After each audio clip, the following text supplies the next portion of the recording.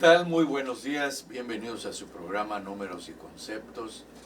Y bueno, aquí seguimos, yo creo que aquí nos vamos a quedar porque la verdad está fabuloso. Invitamos a todos los que nos están viendo y escuchando y siguiendo en las redes, que vengan aquí a conocer toda la infraestructura que tiene la universidad y sobre todo, por ejemplo, aquí Radio Hat, para que vean esta calidad de estudios. Bueno, saludando a Marta. Marta, muy bienvenida. Andabas un poco indispuesta con estos cambios climáticos que no estamos acostumbrados. Me da gusto que ya estés por aquí. Así es, muchas gracias. Igual muy feliz de estar nuevamente con ustedes y con toda la audiencia. Qué bien, Marta. Estimado Octavio, ¿cómo estamos? Muy bien, el día de hoy. Pues es excelente, muy buenos días a todos en la audiencia y sobre todo en este caso a los cuchimanes, ¿no? Así que por es. cierto nuestra universidad siempre viva, late con fuerza todos los días, las 24 horas del día. Eso, mero. Así es. Muy bien. Hay que ahora sí, poner esta. Se me encantó. ¿Cómo es? Sí, que el tema, y es la verdad, o sea, no es ninguna retórica, es Ajá. la universidad por sí misma tiene 24 horas los 7 días de la semana, 24 horas diarias, de tal suerte que su corazón siempre late con fuerza. No descansa porque se puede ser que esté, diríamos, cerrada entre comillas las puertas, pero los estudiantes haciendo sus actividades, los profesores igual, en fin, toda esa parte, o sea, no descansa. La investigación es infinita. Es infinita, sí es. Por lo tanto, en este caso, nuestra universidad, afortunadamente, una universidad muy fuerte, muy potente.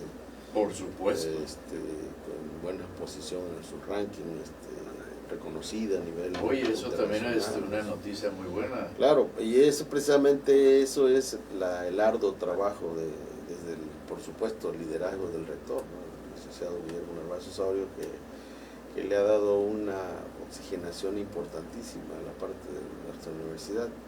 Y ahí está patente, están los hechos, están las realidades, o sea, no hay discurso, no hay retórica. Coincido contigo, fíjate todo lo trascendental que estaba sucediendo en nuestra universidad. Bueno, ayer nuestro rector, el licenciado Guillermo Narváez Osorio, estuvo con todos los rectores de las universidades de este país, las instituciones de educación superior, con la presidenta, la doctora Claudia Sheinbaum.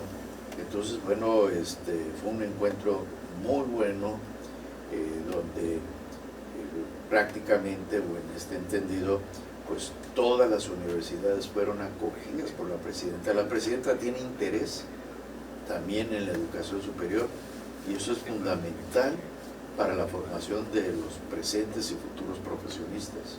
Sí, claro, el perfil de nuestra presidenta de la República, su perfil es de investigación, ella es doctora en ciencias, diríamos, duras, de esas ciencias duras. Y por lo tanto esa investigación, cuando son métodos cuantitativos, no quisiera decir que está, digamos, la cualitativa sea menos importante, las dos tienen sus puntos importantes. Sin embargo, el perfil cuantitativo que tiene nuestra presidenta, la doctora Sheinbaum, pues sabe perfectamente el manejo, las necesidades, las condiciones de las universidades, sobre todo la investigación. El tema, en la Universidad Juárez le ha puesto siempre mucho interés en la parte de la investigación, sin descuidar, por supuesto, la parte, digamos, principal o una de las básicas, que es la docencia, ¿no? Entonces, cuando hay una combinación entre docencia, investigación, lo que se refiere a la parte de información, la divulgación, ¿no? Todos esos conjuntos, pues hace que tengas una universidad comprometida, una universidad que late con fuerza su corazón, ¿verdad? Late con fuerza su corazón. Y Marta, tú que eres las nuevas generaciones, que eres también Cuchimán, ¿cómo ves a esta universidad? ¿te imaginabas también estar aquí, o sea, compartiendo, pues ahora sí que con dos colegas tuyos, pero sobre todo, ¿cómo la ves? O sea, tienes muy poco de haber egresado también, bueno, pues has aprovechado tu tiempo muy profesional, hablando en ese término y personal, ¿no? De tener otra licenciatura. ¿Cómo ves todo? Sí, así es. Pues la verdad ni por la mente me pasaba estar aquí como el día de hoy con ustedes. Pero la verdad que se dio esta oportunidad y también la de ser síndico de la universidad, que igual pues es un honor, ¿no? Me da mucho gusto poder aportar a esta casa de estudios que ha sido parte de mi formación y lo sigue siendo, ¿no? Sin duda alguna ha avanzado mucho esta universidad, siempre en constantes cambios, como dice el doctor, pues está viva 24/7, así que no se descansa aquí en esta universidad. Y pues ciertamente hay retos día con día, hay cosas que avanzar todavía, que superar, que modificar. Ya ven que ahorita los tiempos son totalmente diferentes, hay que actualizarnos casi todos los días y aquí va la universidad con estos retos también día a día. Excelente, Marta, así es, coincidimos plenamente en tus comentarios. Y bueno, y hablando de las 24 horas, de 24/7, ¿dónde pueden buscarnos en nuestro programa de Números y Conceptos, Marta? Claro, precisamente hoy nos encontramos en lo que es la radio, lo que es el estudio de radio.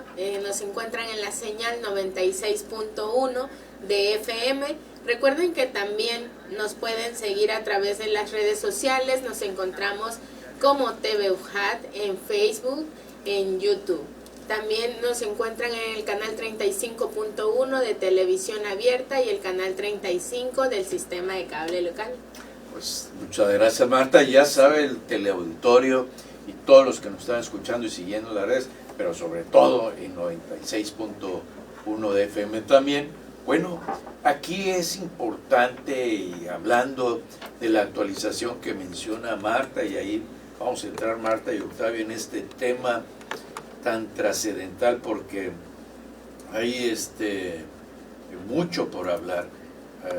Ayer, en el caso de un servidor, tuvo una reunión con los agentes inmobiliarios, la AMPI, y bueno, duramos 3 días hablando con ellos y ayer concluimos, pero aún así queda mucho por hablar, por entender, aprender. Y hablando de la actualización, bueno, el tema del lavado de dinero, ¿no? Porque bueno, todo esto, compañeros, pues es algo que estamos viendo, que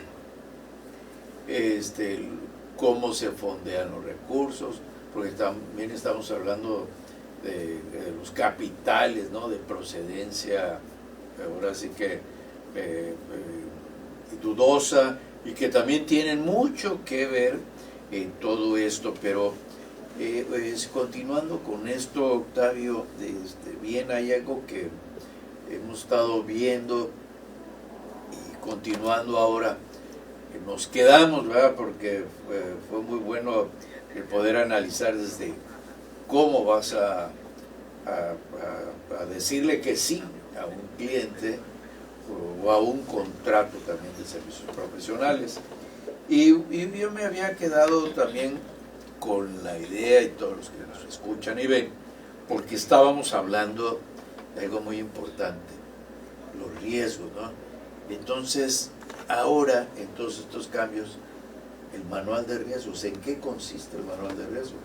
Bueno, en primer lugar, el concepto de riesgo en materia de contable y particularmente de auditoría, pues tiene una importancia, diríamos, de primer orden. Una se utiliza en este caso para llevar a cabo las revisiones, ¿no? En un ejercicio de una auditoría, pues necesitas evaluarla. El control interno no lo establece el contador público, salvo que participe él, como en este caso como como trabajador, no como independiente, sino Sí. puede ser independiente incluso participando diríamos, en el establecimiento de los controles, a través de, por ejemplo, diríamos internacionalmente, el más conocido sería el famoso COSO, ¿no? Que es un sistema, un modelo norteamericano y prácticamente que se encuentra en casi todo el mundo, ¿no? Y esa parte de allí, en este caso, lo que hace el auditor, el contador público como auditor, pues evalúa, y en función de eso, si ve que los controles al momento de estar evaluando, vea que funcionan adecuadamente y si tienen sus manuales, obviamente su trabajo sustantivo, las pruebas sustantivas, que son, diríamos, pruebas que se llevan a cabo en las cantidades, unidades monetarias, o sea, las pruebas sustantivas que son, por ejemplo, en cuentas, revisan bancos, o sea, si ve que si ve que los controles están, al momento de evaluarlos, encuentra que son bastante robustos, y están bien llevados y se encuentran incrustados dentro del sistema de información, pues por supuesto que su trabajo, diríamos, va a tener mayor respaldo, ¿no? Es decir, su trabajo va a dejar de ser más amplio. Entonces, por lo tanto, sus pruebas selectivas en cuanto a sustantivos son menores. Sí. Y lo que va a hacer es que va a revisar y entonces diría, bueno, en este caso, como veo que los controles son muy fuertes, entonces ahí se mete a hacer lo que le llamamos pruebas de cumplimiento, ¿no? Pruebas de control, ¿no? Ahora, en el caso del control interno, hablando de manuales, pues eso le corresponde en este caso a la entidad, ¿no? Prácticamente. Ahora, en el último año, prácticamente entró en vigor en el 2024, sigue el ejercicio 2024, aunque dice la norma que es 2022, pero para México fue 2024, ya en la materialidad entran algo que se llama la norma internacional de gestión de calidad. Ya no es control, sino gestión de calidad. Así es, correcto. Y por cierto, nosotros, Marta, y pues, tuvo una experiencia enorme, ¿no? Porque pues ella fue la que se dedicó a hacer la parte del manual y todo ese trabajo, la verdad que es un trabajo enorme, y fuimos evaluados por pares, y la evaluación no fue nada sencilla, en realidad fue bastante exhaustiva, y esa evaluación la dirige el Instituto Mexicano de Contadores Públicos. Está diseñada para evaluar a las firmas, y entonces uno tiene que cumplir con la norma internacional de gestión de calidad. Que somos pocos en el país que tenemos eso, ¿eh? Somos pocos, y a nosotros nos tocó pues ser uno de los pioneros en la parte de que nos hayan evaluado. Y en la interacción que se da con pares, pues ahí hay una, ¿cómo decirte? En esa comunicación hay alimentación y retroalimentación, ¿no? Porque en este caso estamos en esa condición, ¿no? Sería para todos los que nos ven y escuchan y nos siguen en las redes, bueno, también precisar que si lo usamos de ejemplo, lo que pasa en la universidad, pero en todas las universidades públicas sobre todo, pero también las privadas, bueno, tienen que acreditar todas las licenciaturas, hablando coloquialmente, claro, las carreras. Entonces, es exactamente lo mismo en el primer lugar, pero aquí estamos hablando de calidad.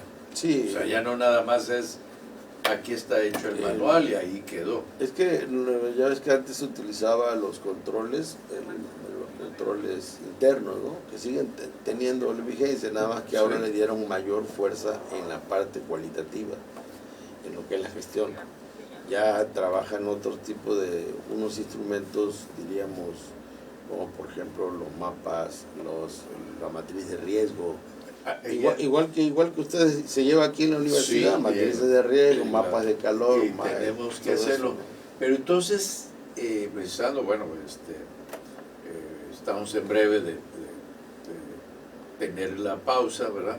Pero al regresar, Octavio, Marta, entonces se sabe, sigue siendo un enigma lo que es el manual de riesgos.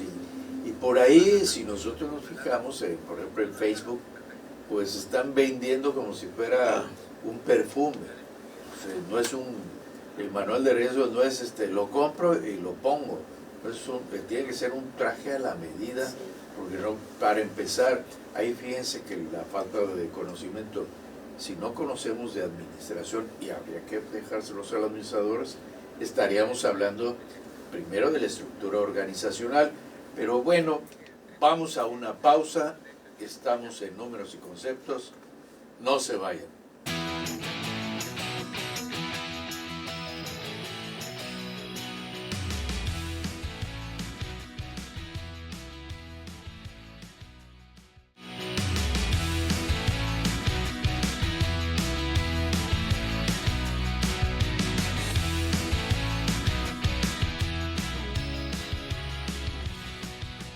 Gracias, nuevamente estamos en Números y Conceptos, desde aquí transmitiendo desde Radio UJAT. Y bien, estamos con el tema muy importante, pero estamos sobre todo, antes de que sigamos con el tema, pues estamos en el 96.1 de FM, 96.1 de FM, pero también ustedes nos pueden buscar en Facebook Live, YouTube, seguirnos en las redes sociales y también, por supuesto, en el 35.1 de televisión abierta o 35 de cable local. Y vengan, les seguimos insistiendo, conozcan toda nuestra estructura universitaria. Como decía el doctor Octavio Tamayo, pues vivimos las 24 horas con toda una calidad intelectual de lo que estamos viviendo hoy por hoy en esta universidad, escalando cada día en el ranking, pero juntos todos en una pirámide desde abajo, porque toda la fuerza administrativa impulsa también a la parte educativa y la razón de ser también, pues los estudiantes. Ahora, regresando, entonces, ahora sí, metiéndonos a fondo, Marta, entonces el manual, bueno, pues nos narra aquí el doctor Octavio, hicieron eso, pero si lo llevamos a las actividades vulnerables y a lo que les está diciendo la autoridad en este momento, que lo va a hacer, fue aprobado, ¿no? Ya en julio estas modificaciones, y como que primero voy a las posadas, ¿no? Y luego ya me enfrento en enero a lo que sucede, pero caray, es que estás pensando tú, contribuyente, y todo lo que se llame actividades vulnerables, pero en sí, ¿en qué consiste ese manual de riesgo? ¿Qué es lo que hay que hacer? Sí, pues todavía están en ese trance, pero como que creen que todavía va a seguir todo igual, ¿no? Un poco igual. Bueno, desde la perspectiva de un despacho, en este caso lo tenemos que ver desde dos vertientes. Ajá. Una, hacia la calidad, hacia lo que es la firma, todos los controles que debemos de tener, que van a ser basados en riesgos, ¿no? Este manual se basa completamente en riesgos. Definimos primero los riesgos, luego los evaluamos, y estos riesgos, ¿qué tienen que hacer? Cumplir con los objetivos que nos marca tanto esta nueva norma de gestión de la calidad, como igual dice la norma que si tú tienes otros objetivos, porque como usted bien decía, estos son adaptables en este caso a la firma, al despacho, a la universidad, igual puedes tú fijar objetivos, y en base a estos objetivos igual fijar los riesgos. Luego de tener los riesgos, evaluamos los riesgos para poder dar respuestas. Oye, a entonces estos como riesgos. ustedes están comentando, y en conceptos ad hoc hoy modernos, es una gestión integral de riesgos, ¿no? Sí, así es, porque posteriormente tenemos que igual ver, ya en lo que es un encargo de auditoría, ver qué riesgos encontramos en este cliente, ¿no? Como también lo que son algunos hechos significativos que sean más relevantes, pero primordialmente lo que es tu evaluación del riesgo, ¿no? ¿Qué riesgos podemos encontrar en la empresa? Tenemos que conocer muy bien la empresa, al cliente, desde sus socios, de cómo está constituida, todo, ¿no? Que desde ahí nace lo que son pues las actividades vulnerables, ¿no? Lo que es el lavado de dinero, un posible lavado de dinero por parte de socios, ¿no? Y pues desde una vista ya dentro de una empresa, ¿no? Quien haga este manual también tiene que conocer perfectamente la empresa, ¿no? O sea que no es pues Miguel, estoy en la empresa, Miguel, órale, háztelo, o soy el gerente, ¿no? Sí, no, cópiate uno de ahí, por ahí. O también, ¿no? De lo que pasa, Octavio y Marta, que pues no hay manual, y me lo observaron, córrele a hacerlo, Sí. pero no es con conocimiento. Sí, o que lo hacen y no lo aplican, ¿no? Nada más lo hacen para cumplir, pero ya está guardado y todos los procedimientos y todas las políticas que tienes ahí no las aplicas. Entonces, pues tampoco. Ahí está, tampoco. Y entonces, Octavio, hablando entonces del riesgo y ya metido sobre el tema de las actividades vulnerables, ¿cuál es el propósito del legislador al hacer este énfasis en el manual de riesgos, en el responsable del encargo que va a tener esta situación? Ya está en el beneficiario controlador, pero ¿qué es lo que se pretende? Bueno, pues sabemos que nuestra ley de prevención e identificación de recursos de procedencia ilícita es una ley federal, la ley famosa que llaman ley de prevención del lavado de dinero. En 2012 inició, sin embargo en el 2025 tuvo una reforma muy importante y es precisamente relacionada con pues sí, con la actividad vulnerable, que la actividad vulnerable son actos u operaciones definidos por la ley. Sí. Y que no es que sean actividades ilícitas, hay que identificar, no son actividades ilícitas. Las actividades vulnerables son actos u operaciones definidas por la ley, pero no quiere decir que sean actividades ilícitas. Lo que sí tienen es un alto riesgo, esas actividades tienen un alto riesgo de ser utilizadas, en este caso de mala fe. De mala fe. Ahora, efectivamente. Tú que eres avesado en esos temas, pero primero, está muy bien, o sea, me parece muy acertado.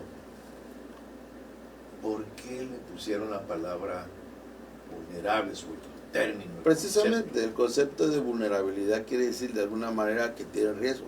Es un riesgo y un riesgo alto. Para los que nos están escuchando, sí, y siguiendo y viendo, entonces un riesgo alto. Exacto. Entonces, precisando, no porque tengas una actividad, pues, sorteo, sí, vendes joyas, vendes casas de lujo, desarrollos del fideicomiso, ¿no? Que, o las fibras también, que son, sí, muy manejadas. O si eres el notario, ¿no? Exactamente. O eres el contador que también se acerca contigo, entonces haces toda una estrategia, una planeación fiscal, que ya también sabemos que hay que plantearse la autoridad fiscal antes de hacerlo, pero eso se convierte en una actividad vulnerable. Sí, claro, o sea, cuando la actividad vulnerable la tiene definida la ley. Y en este caso hay una página especial que habla sobre la prevención del lavado de dinero, ¿no? de la Unidad de Inteligencia Financiera, que es la que encargada de que se cumpla esa ley. Y la parte de esa es que cuando es la actividad vulnerable, lo que te pide la ley es que le informes a la autoridad, en este caso los avisos, ve informando. ¿Y entonces por qué el manual de riesgos? O sea, precisamente el manual lo que busca el manual es detectar, anticiparte, para que en este caso los objetivos de la empresa se cumplan. Porque si un riesgo diríamos, un riesgo latente, y ese riesgo es muy fuerte, se llega a materializar, llega en este caso a darse por realidad, pues entonces puede, en este caso, los objetivos de la entidad se pueden hacer pedazos. A ver, y entonces, ya que están hablando que Marta lo hizo, pero para entender, Marta, danos una idea, el teleauditorio, el radioescuchas, un punto del manual en el que se esté precisando lo que está hablando aquí el doctor Octavio del riesgo. ¿Cómo lo tengo yo que considerar en el manual? Ok, digamos, detectamos el riesgo de un cliente, ¿no? Sí. Vemos que él tiene para controlar este riesgo. Bien. Bueno, tanto de forma preventiva como de forma correctiva. Entonces, si él no tiene estas ¿Y lo tienen pautas, ustedes previsto en el manual? sí, es correcto. Entonces, nosotros podemos orientarlo, más no corregir al cliente. Correcto. Ajá, podemos orientarlo, pero no podemos hacer su trabajo, ¿no? Lo Y que del le otro corresponde a él. lado, esa es la parte de la auditoría, el contador. Y de este lado, ¿cómo Octavio tendría que tener en su manual de riesgos el auditado, la empresa? Sí, ¿Cómo sería? en este caso, hablando de la empresa, Sí. el manual de riesgos de la empresa, no de porque hay el manual que debe tener la firma, Efectivamente. que tiene en este caso que cumplir con toda la serie de identificar Y ya nos riesgos. identificó Sí, esa es una Pero es un yo modelo. soy la empresa, yo La soy empresa. el representante Exacto. de la empresa, y entonces ahora, aparte de todo que lo contemplan ustedes, Exacto. tengo que tener, estoy obligado, Claro. empresa y representante legal, Sí. a tener un manual de riesgos. ¿Cómo lo debo Pero yo el tema es que el manual va relacionado con el establecimiento del control. Porque, a ver, porque una cosa es que únicamente esté el documento, Así pero es. ese mismo manual es el que te va a dar, te va a servir, te va a orientar, te va a dirigir. Por es un eso faro. tú precisaste desde el principio el control interno. Sí, claro, para que tú establezcas los controles. Precisamente es para eso. Excelente. Entonces luego, cuando va alguien a evaluarlo, va revisando. Aquí tienes tu manual y ¿Sí? aquí está tu control. Voy a ver si efectivamente cumpliste Entonces, empresa, materializar. en su manual, cualquier orden que tenga desde arriba hacia abajo, izquierda, derecha, es decir, toda la estructura organizacional está contemplando una acción de control interno. Sí, claro. Y bueno, lo clásico, ¿no? Lo que veíamos hasta en clases, y que no se pensaba que era un control, pero cuando hablábamos del almacén, compramos mercancías, ¿no? Era lo clásico, el término que se usaba, pero es muy fácil de entenderlo. Pero bueno, perfecto. ¿Y a dónde fue a parar la mercancía? Claro. Entonces el manual tendría que mencionar qué controles se tienen para llevar a cabo eso, Exacto. pero también el cómo filtras hacia un proveedor que supuestamente tiene todo el orden legal, ¿no? ¿Es Claro. correcto? Sí. Yo creo que y hace rato comentaste algo interesante Sí. y que tiene un valor, digamos, muy importante. Es que en el caso de los controles, el que participa, el profesional que participa muy fuertemente son los administradores. Porque hay que el administrador ve logística. En este caso son los pasos, puede ser en este caso la ruta crítica, una ruta PERP, etcétera, ¿no? Porque es logística. Entonces, esa parte es la que se establece. Ya ves que los manuales tienen que haber una diagramación, es decir, cómo inicia, dónde se pasa, qué papel lleva aquí, todo el eso. famoso diagrama de flujo. El diagrama de Bueno, flujo. que se nos olvidó, ¿verdad? Dijimos, hasta el famoso mapa mental, que Marta, cuando era mi alumna, nunca lo hacía. Sí, y esa parte, claro, que ahí tiene que ver la comunicación de la parte, diríamos... Ok, entonces es gráfico también. Gráfico también, Sí, claro. sí, sí. Tiene que darle facilidad al que va... Y bien, entonces regresaríamos a la razón de ser. Ujú. Entonces ese manual de riesgos también tiene que estar ligado, implícito, en que tiene su manual de funciones, su manual de operaciones, Sí. Sí. un manual de procedimientos, y todos recaen, Marta, entonces en el manual de riesgos. Sí, porque contempla desde la organización, ¿no? Tu organigrama, los cargos que tiene la empresa, las funciones de los puestos, y ya de ahí, en todo caso, como usted, por ejemplo, como usted comentaba de almacén, ¿no? Ajá. ¿Quiénes van, las autorizaciones, quiénes van a firmar estas o sea que autorizaciones? también tiene que estar eso Sí, contemplado. si van a haber formatos, qué formatos van a haber, sí, tienen que estar contemplados. Y Octavio, tú mencionaste, y en breve vamos a la pausa, pero mencionaste cuando arrancamos que está la parte cuantitativa, pero la parte cualitativa, y si se le olvida, porque copiaron un manual, lo bajaron o le pidieron inteligencia artificial, hazme un manual de riesgos, mientras voy a desayunar, ¿no? Y pues no le dijimos bien a la inteligencia artificial lo que queríamos y se nos olvidó la parte cualitativa. Hay un riesgo, ¿no? Sí, claro, ya es que la parte, de hecho el manual forma parte de la variable cualitativa, el mismo manual, Sí. porque las cuantitativas estaríamos hablando ya en términos, digamos, contables, eminentemente de datos cuantitativos, numéricos, cifras, dinero, finanzas, ¿no? Perfecto. Saldos, movimientos. Y la cualitativa sería en este caso el control. Ay, ¿Verdad? Entonces, o sea, entonces tiene que ver la combinación. bien, Sí. porque si entonces, hablando nosotros los profesionistas, los que nos dedicamos a la práctica externa, pero también que trabajamos en una empresa o sector gobierno, que no se les olvide, Claro. el control es la parte cualitativa, que es la que se está perdiendo de vista, ¿no? Y es la que ustedes están haciendo mucho énfasis, porque bueno, pues el manual de riesgos, vamos a pensar que hasta lo adaptamos porque encontramos un modelo muy bonito y puede servirnos, pero nos va a quedar grande el saco o la camisa o los zapatos y hay que ponerle algodón porque pues, no nos quedó, o ajustale al saco o ábrelo, ¿no? Pero regresamos después de una pausa, no se vayan, estamos en Números y Conceptos.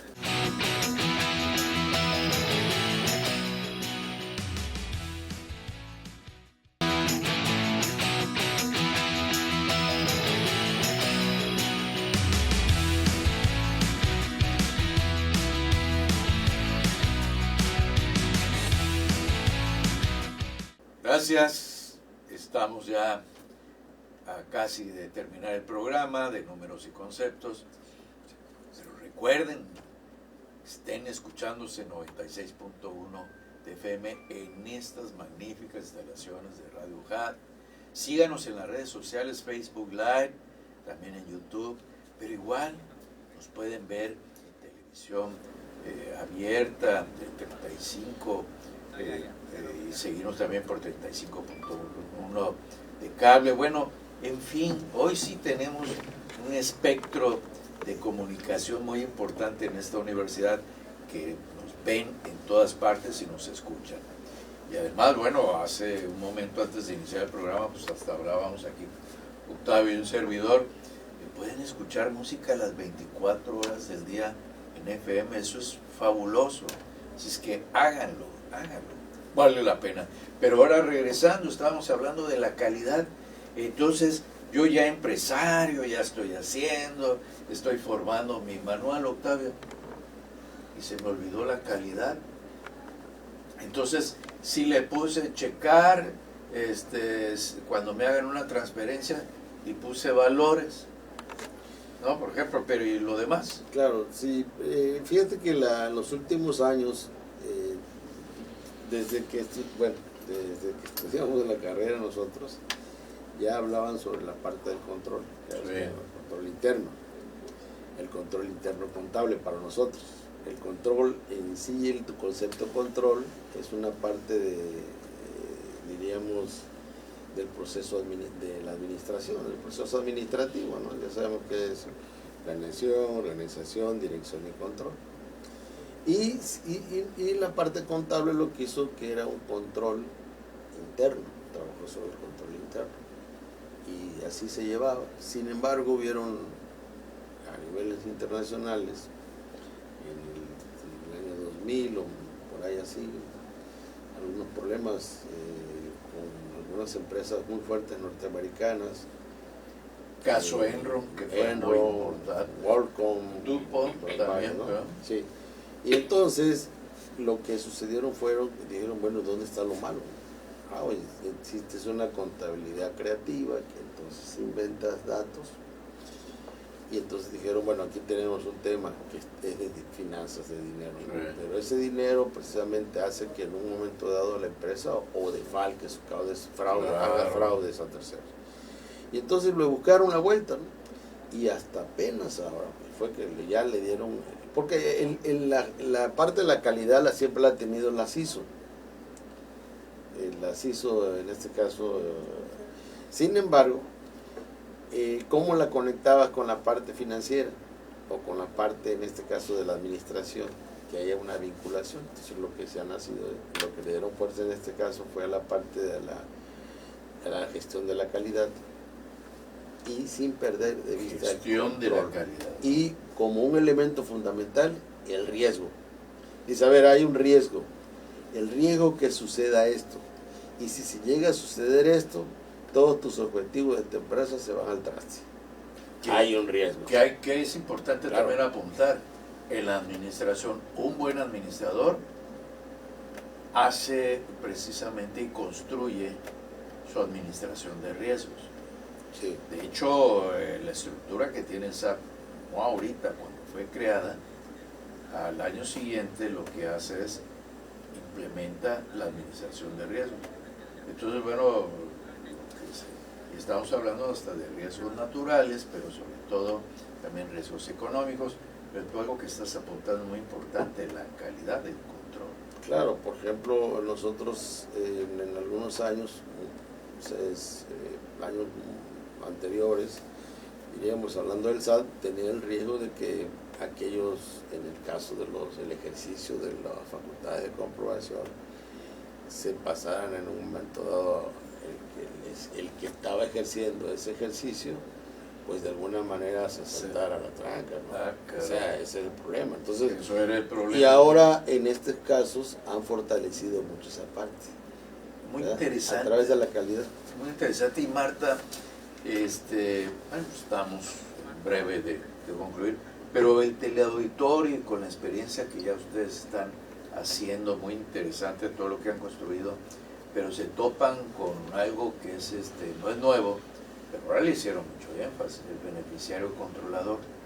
Ese personaje que suena así como aquella canción que bailaban, bueno, yo también no voy a decir que no la bailaba, No Controles, que la cantaban mucho y las mujeres la siguen bailando en las fiestas de las plazas, pero ¿qué es? O sea, ¿cómo ese beneficiario controlador? ¿Por qué? ¿Por qué el interés de la autoridad en todos estos temas de actividades vulnerables y lavado de dinero? Sí, pues aquí es identificar, ¿no? Quién es la persona o el grupo de personas que lleva el control, ¿no? En este caso de una empresa, por ejemplo. Ajá.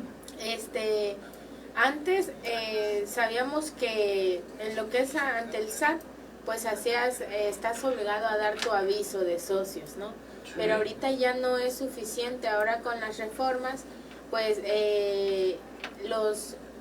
para el caso de si quieres hacer alguna modificación de socios, ya tienes que llenar unos nuevos formatos, que estos pues igual son publicados por el Servicio de Administración Tributaria, en donde tienes que identificar el beneficiario controlador. ¿Cómo lo identifica uno? Pues ya sea persona física o persona moral. ¿no? En este caso es, o ya sea que no haya un beneficiario controlador, ¿no? Y uno dice, ¿cómo, no? Entonces, aquí es, en este caso es el que tenga un porcentaje mayor accionario, ¿no? Puede haber un socio que tenga un 80%, un 90%. Pero ahora hasta lo tipifican, ¿verdad? Hasta con un 25%. Pero el legislador fue más allá, directa o indirectamente. Eso, caray. Entonces yo que soy un corderito y el doctor Octavio es el administrador, pero yo estoy atrás con mis acciones y yo le digo, vas a hacer esto, vas a hacer lo otro, y él me hace caso, entonces yo soy el beneficiario. Muy interesante. Entonces, mencionas entonces al beneficiario controlador hay que darle aviso ante el SAT. Sí. De hecho, pues ahorita está la obligación igual para los notarios que den este aviso al SAT, ¿no? Al momento de constituir una sociedad. Sí, de constituir una sociedad o de hacer un cambio accionario, ¿no? Sí están poniendo mucho énfasis en lo que es la identificación del beneficiario controlador, ¿no?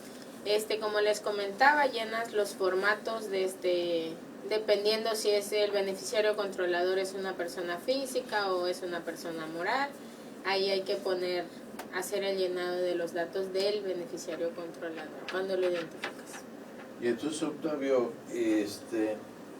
¿qué perseguirá la autoridad y el interés en identificar a todos estos contribuyentes? Porque obviamente en una sociedad, como apuntaba muy bien Marta, bueno, pues hay personas físicas, claro, que tienen acciones, pero también puede haber personas morales dentro de las personas morales, sí. Y que entonces todo está disfrazado, ¿no?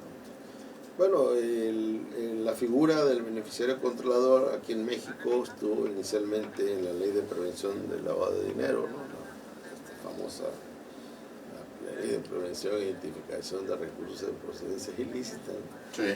Y una ley federal estuvo primero y luego la retoma el Código Fiscal de la Federación. O sea, en este caso ya esa figura, ¿no? Y realmente es un concepto clave porque tiene que estar relacionado con la transparencia corporativa y la lucha contra el lavado de dinero. Es lo que busca. En este caso hay que identificarlo y la identificación se hace a través de 3 criterios por lo regular, ¿no? Que es la propiedad, en este caso quién es el que tiene mayor propiedad accionaria, por ejemplo, o el control, en caso aquel que le dieron en este caso el poder de dominio, ¿no? Y en su caso, o el alto directivo, son en los 3 criterios. ¿Y qué es lo que se busca con el beneficiario? Esa figura, lo que se busca es, en este caso, la prevención. O sea, identificarlo, ¿para qué? Para que en caso de que llegue a haber algún tema, en este caso de un lavado de dinero, pues sepan exactamente quién es el... Oye, ya se está previendo, ¿no? Así es que... Fíjate que, disculpa que porque hay algo muy importante. Vamos a pensar que de buena fe una persona entra a una sociedad anónima o una sociedad civil, porque también te la pide. Es que la actividad vulnerable puede ser que no la constituya propiamente la sociedad.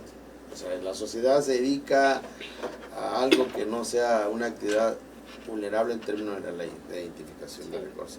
Hasta una sin embargo, el acto de la actividad vulnerable se le convierte. Esa actividad que no es vulnerable en sí, se convierte en actividad vulnerable para el notario, para el fedatario público. Correcto. Y por lo tanto, él sí tiene que presentar los avisos. Lo que mencionaba Exacto. Marta. Sí, entonces dice, él tiene que identificarlo. Y allí hay un documento, por ejemplo, aquel que entra, una persona de buena fe que entra y compra acciones o compra partes sociales, y entonces a él no sabe quién es el beneficiario controlador y le dice el notario, oye, ¿tú quién es? Dice, no, yo no sé. Okay.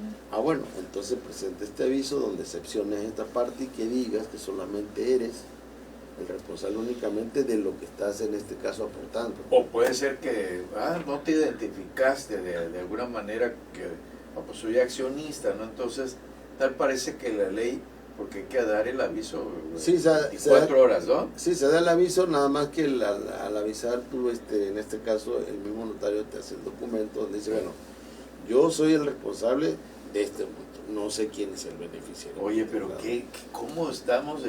Va a ir viniendo un aprendizaje, ¿verdad, Marta y Octavio? Sí. Porque también, abonando lo que están ustedes comentando, resulta, y todos los que nos ven y escuchan, que estamos hablando, por ejemplo, de los fideicomisos. Bueno, y entonces uno piensa que es uno solo, o hasta en las sociedades, que uno solo es el beneficiario controlador, pero puede haber de alguna manera, y hay que identificarlos correctamente, porque hasta entra un comisario en una sociedad en un momento dado, pero aquí en el fideicomiso, si es un comité técnico, ¿quiénes serían los responsables? Pues ahí fíjate que el tema sería en este caso, ya ves que en el fideicomiso, que era, es una figura contemplada en la ley mercantil, esa figura tiene en este caso los fideicomitentes, que son los que otorgan los bienes, la fiduciaria, que es la banca, ¿no? La banca. Y el fideicomisario, que puede ser el mismo fideicomitente u otra persona. Bueno, en este caso, tendríamos que saber quién es el que se va a beneficiar de eso. Y ahí identificarlo. Ahí creo que el que administra, como es la fiduciaria, ahí hay una responsabilidad de la fiduciaria. Al momento de constituirse, seguramente deben de darle a conocer, en este caso, si puede haber un compartir, porque la pregunta me dice la pregunta, ¿es uno o más? O más, Y sí. pueden ser que se comparte, que los beneficiarios finales son no nada más A, sino A, B y C. Por eso es que hasta ahorita el escepticismo, bueno, yo sí tengo Claro. escepticismo porque digo, no creo que venga en una regla que exceptúe a ciertos fideicomisos como los fideicomisos públicos, porque no sabemos, o sea, estamos hablando de la mala intención también y lo que pretende el legislador a través de las instituciones como USAR, la Unidad de Inteligencia Financiera, la propia Secretaría de Hacienda y los bancos, es el control, ponerle orden Claro. a este desorden que había en eso y regularlo. Por eso lo que ustedes han estado comentando, que el control interno es muy importante, Sí. pero aquí el identificar al beneficiario Exacto. o a los en un yo fideicomiso creo que tremendo, ¿eh? yo creo que en este caso pues, estaríamos hablando de no poder de hablar de un singular, si lo de porque los, si la figura es la figura de la transparencia corporativa y la lucha contra el lavado de dinero, por lo tanto, si en este caso el fideicomitente, sí, por ejemplo, ese es el que, él no es, entre comillas, no es beneficiario porque él es el locutor. Y en este caso el beneficiario diría, la figura dice, ¿quién es el que recibe el bien? pues muy interesante fideicomisario. todo esto Bueno, que hemos hablado, ¿verdad? sí, Que hay tema para rato. Es un tema para rato. Pero pues bueno, llegó el momento de darle las gracias a todos los que nos han estado viendo y escuchando, y aquí desde Radio Hat, sobre todo 96.fm, y agradecerles que hayan estado aquí en el programa Números y Conceptos, y no se les olvide, la vida es bella.